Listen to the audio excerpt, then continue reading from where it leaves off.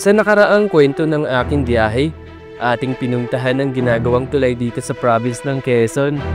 Ito, ang Roma Point Bridge, o kilala din sa tawag na Alabat Bridge, na magkokonekta sa isla ng Alabat mula dito sa mainland Luzon.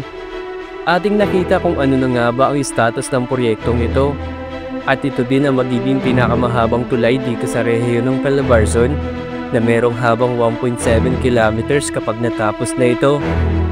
Sa video nito, muli po akong magbabahagi sa inyo ng isa pang malaking proyekto na ginagawa dito sa province ng Quezon.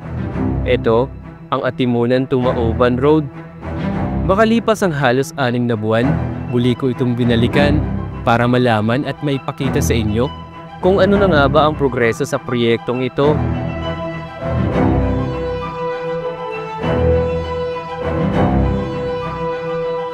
Sana samahan niyo po ako muli sa panibagong kwento ng aking biyahe. Tara, simulan na natin ang kwento ng aking biyahe.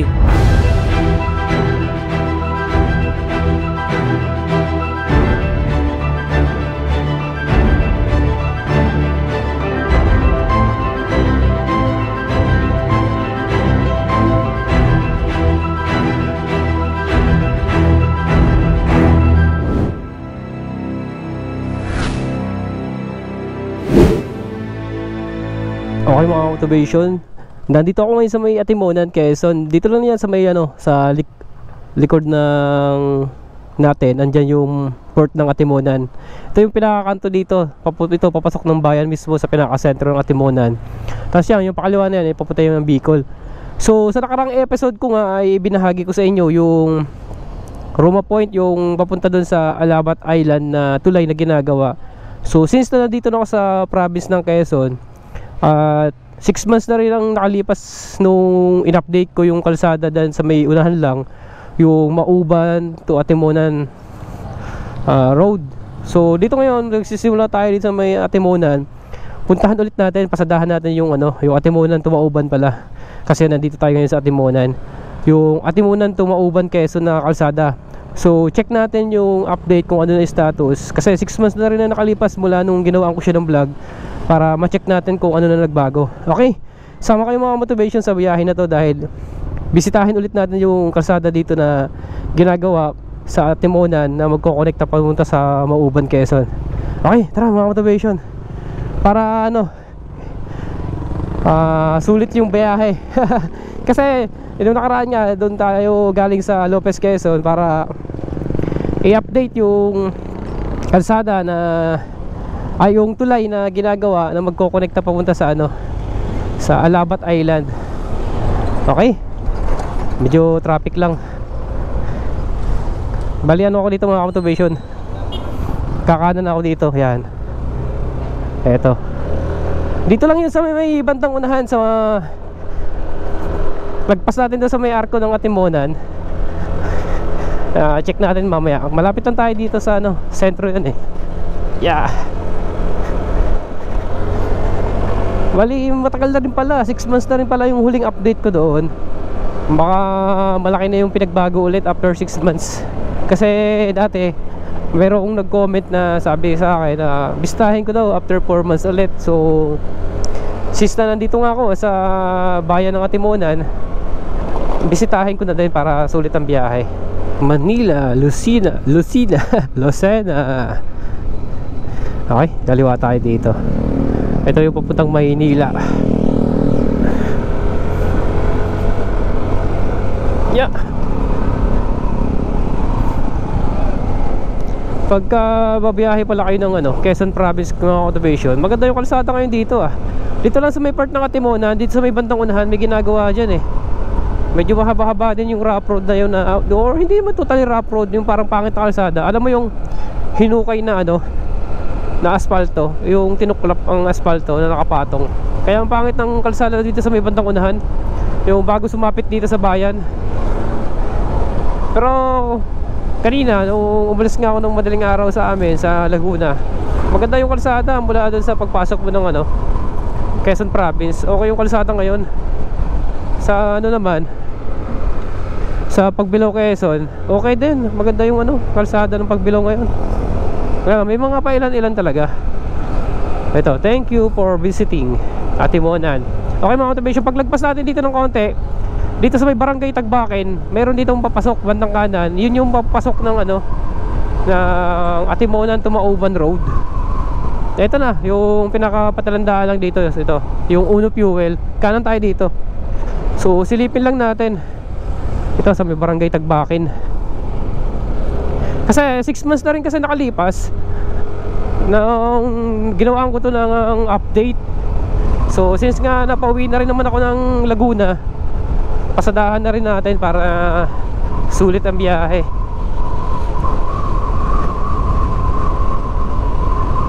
Tingnan natin kung ano na yung improvement sa kalsada dito.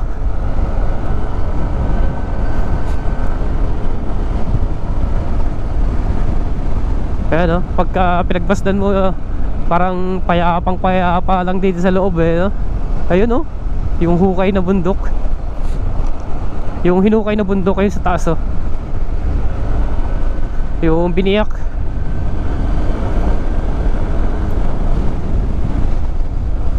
Mayroon na rin tinatambak dito. Baka mamaya may tatayo na rin dito establishment no? May mga pagbabago na dito.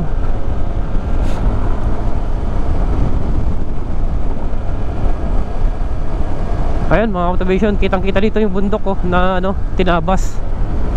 Kung alam mo yung hinati, yung nakaraan niya nung nag vlog din ako sa Batangas, yung pinuntahan ko sa Batangas City, yung biyak na bato, parang halos same lang nito, hinati din siya. Nga lang parang mas mataas to.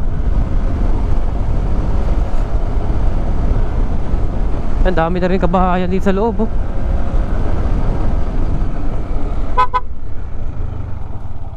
Pwede magtanong? Oy, pwede magtanong? Nakala duty? Yan, ang gamit ko. Ito, dito ako binablog ko to Ikaw wala, duty ka ngayon? Hindi, wala akong pasok. Pauwi ka na? May kinuhalo ako. Galing ako sa Lopez Pabigol sila, nagdaan ka rin sa bahay. Ay di na, paspas na ako Umuwi ba sila papa mo? Uwi ngayon. Uwi ngayon. Mamaya ang alis nila. Pauwi na rin ako, dadaanan ko lang to, titingnan ko lang. Paano? Abanti muna ako doon. Uuwi ka na ba? Mamaya pa, baka paalis din ako. Sige. Baka abutan pa kita mamaya. Akit lang ako. Ikaw pala yung titira niyan. Dito ka pala nagagawa. Sa zigzag, ako rin nagawa ng kami. Ikaw pala. Sige, akitin ko muna to. Sige. Ayun mga motivation, pinsan ko yun. Nakita ko pa yung pinsan ko dito. Dito pala siya nagtatrabaho. Operator kasi siya ng ng backhoe. Backhoe yung nagbubutas ng nagtitibag ng mga semento. Yung kasi yung ino-operate niya, yung backhoe doon. Nakita pa nga kami.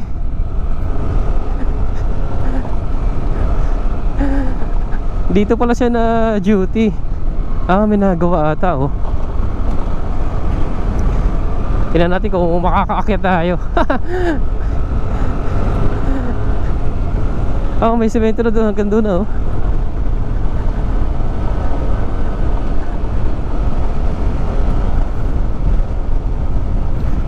Okay, ito na yung itsura dito ngayon after 6 months. Ala, maano nga lang siya malupa. Ayan may mga nagawa. Tingnan natin kung makakaakyat tayo. Laki na ng pinagbago dito Sana madaanan ko pa yung pinsan ko. Sana siya andun pa siya pagdating pag balik ko. Dapat pala sinama ko. Grabe nag-anodan na dito yung mga bato Ayan mga motivation Ito na yung tsura dito ngayon. Aakit lang tayo sa taas. Grabe, nag-ano na dito nag-anodan yung bato. Ganito yung mangyayari dito pag maulan, magka-landslide. Kasi nga tinibag yung bundok Dito lang tayo sa taas para makakuha tayo ng drone shot dito nung update natin.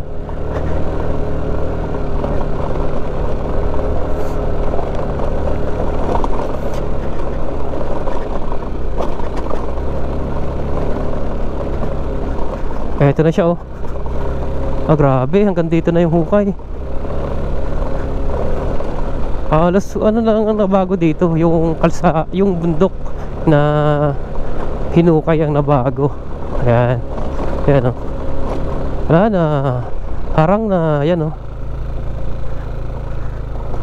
Ayan. Dito na mga observation, oh. Ah, may ano dito, may kubo. Harang na, oh. Tingnan natin kung makakasagad pa tayo dito. Dito sa may bandang taas para maka drone shot tayo na maganda. Grabe, oh. Hinuhukay talaga, oh. Lalim. Lalim ng hukay, oh.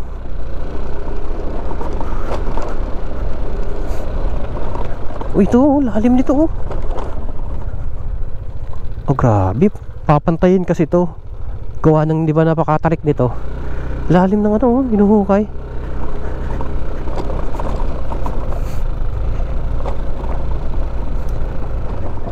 Dito na lang tayo. I-drone shot na lang natin. I-drone na lang natin. Grabe yung mga bato, mga observation, oh. Ang lalim ng hinuhukay na to, oh. Taas pa kasi siguro ipapatagin to kasi nga napakatarik dito, eh. Tignan natin. Mag-drone shot tayo dito. Yan. Yun mga observation, mapapansin nyo to. Ayan, oh. Ang lalim ng hukay. Siguro lagpas tao pa yan, oh. Lang mahigit nga yung hukay na to, para mapatag siya. Okay, mag-drone shot tayo.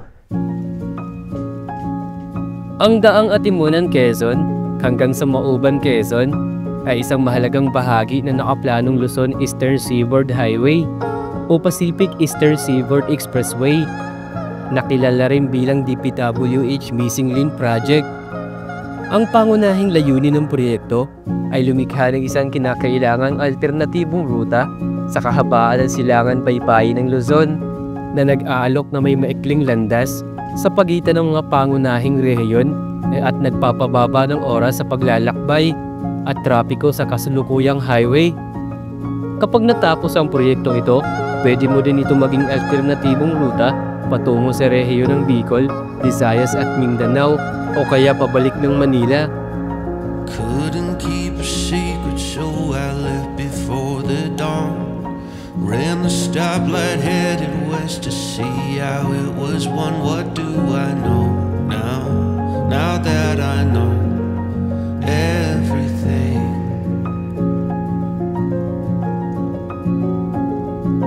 Thought I could forget you, though it comes as no surprise. You supply the air I breathe when dust clouds fill the skies. What can I see now? Now that I've seen everything.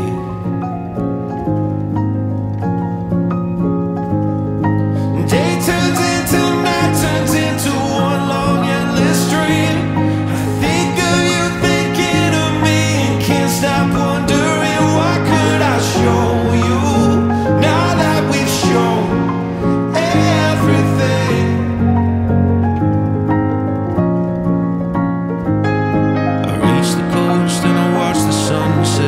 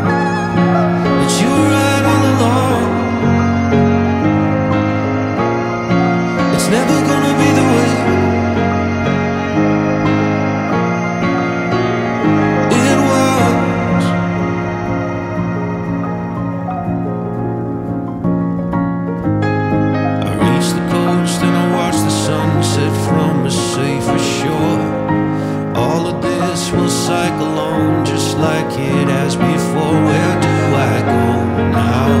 Now that I've gone everywhere.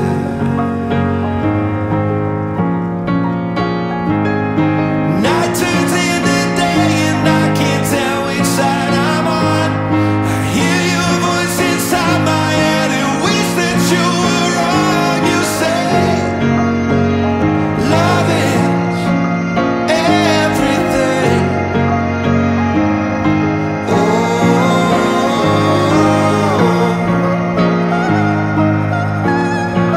do I even wanna know that you were right all along?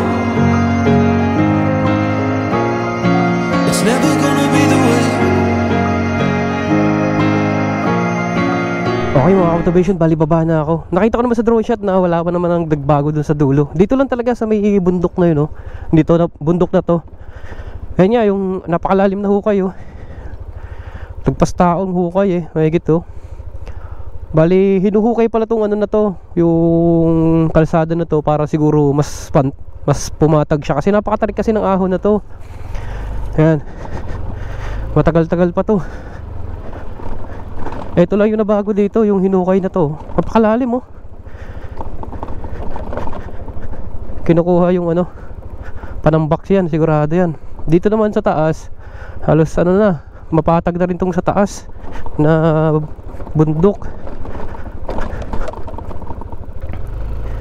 Ayan. Ito, lalaki ng bato. Pag nandito nga lang ako, naugong yung EBS ko dito sa sobrang lusong kasi nito. Tapos rough road pa. Ayan mga motivation, oh. Yung sa part na to, oh, halos maano na rin, mapantay na rin, oh. Kunti na lang, oh. Tinatabas na din. Ayan. Napakalusong kasi nito, oh. Kaya ugong talaga EBS, eh. Pero mga motivation, nakita naman natin doon sa hukay kanina, di ba? Napakalalim. Papantayin pa to kasi sobrang tarik talaga. Nandito pa kaya yung pinsan ko. Ay nako, akalain mo yun, nakita pa talaga kami dito sa ginagawang kalsada na to. Taga rito lang kasi yung pinsan ko sa Timonan. Yung nakaraan kasi, alam ko na kung napapanood nyo yung mga vlog ko na uwi akong Bicol, na may dinadaan na akong pinsan dito, na pinsan ko na pulis sa ano, Plaridel. Yan yun, kapatid niya to. Kapatid niya yan na nakiusap ko kanina doon sa baba. Bali ano, operator siya ng ano, backhoe dito. Tapos yung dinadaanan ko sa Plaridel na pinsan ko isa, yung pulis naman doon sa Plaridel. Bali magkapatid sila. Yeah. Okay, kunti na lang, makakababa na tayo sa semento. Ito lang mga motivation, sementado na. Hanggang dito pa lang yung ano, yung semento. Ayan, oh. Ito pa lang, handito pa lang sa part na to. Nga lang, nung part siguro nung tag-ulan na yan, naguhuan yung mga bato, oh. Ayan, oh. Nag-landslide dito, oh. Tapos yan, lalaki ng bato na bumagsak.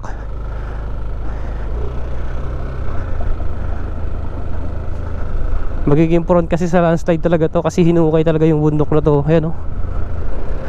Okay, baba na tayo. Sana nandito pa yung pinsan ko para magkakwentuhan muna kami. So, paano mga ka-motivation?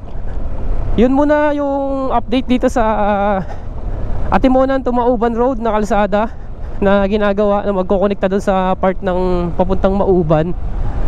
So nakita naman natin yung update na halos wala pa naman nagbago sa kalsada mula nung binisita ko siya 6 months ago. Yun nga lang, yung hukay lang sa taas, mas malalim na yung hukay. Talaga ano na siya, pinapatag na. Tapos yan, nag-anodan na dito yung mga lupa sa kalsada. So maraming salamat mga motivation kung nakarating kayo dito sa dulo ng video ito. Sana sa susunod nandun pa rin kayo. At syempre kung hindi ka pa nakapag-subscribe, baka pwede ko mahingi ang suporta mo para mapabilang ka sa bumubuo ng YouTube channel ko. Hanggang sa muli mga motivation, maraming salamat. Magkita-kita tayo sa susunod kong video. Okay, bye bye!